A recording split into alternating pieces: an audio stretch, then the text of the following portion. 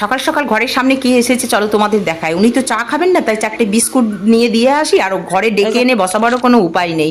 এই যে বাইরে কুকুর ছানাগুলো দাঁড়িয়ে আছে, কালু দাদুর পরিবর্তে ওরা ঠাঁই নিয়েছে, ওদেরকে একটু খাইয়ে চলে এলাম গ্যারেজে। এই যে ইনি এসছেন সকাল সকাল আমাদের অতিথি। বাইরে ঝিরঝির করে বৃষ্টি পড়ছিল, দাঁড়িয়ে দাঁড়িয়ে আবার কে ভেজে, গ্যারেজটা ফাঁকা পেয়েছে, এসে বসে পড়েছে। তা বসুক গে, অতিথি বলে কথা বলো, না খাইয়ে পাঠানো যায়, গৃহস্থের অমঙ্গল হবে না তো। রুটি থাকলে অবশ্যই দিতাম, নেই তো কি করবো, 4টে বিস্কুটই দিয়ে দিলাম। আর আমাদের এখন যে কি অবস্থা, কর্তামশাইয়ের অফিসের চাপের জন্য ঠিকমতো সবজির বাজারও করতে পারে না। সেই কাটোয়া থেকে আসার সময় কয়েকটা সবজি এনেছিলাম, কয়েকদিন চললো। আর আজকে পুজোর শেষে রান্নাঘরে গিয়ে দেখছি একটুও সবজি নেই। ডাল আর ভাতটা বসিয়ে ওকে পাঠিয়েছি সবজি আনতে, আনার পর তারপর রান্না হবে।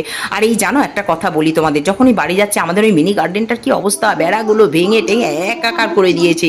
কর্তামশাইকে আগের দিন ভিডিওতে দেখেছো, ঠুকঠুক করে লাগাচ্ছিল, ওটা ঠিক করছিল। কে করছে আমি তো চোখে না দেখলে কিছু বলতে পারবো না। যাকে ভগবান যখন যেমন রাখবে তেমনই থাকবো, ভালো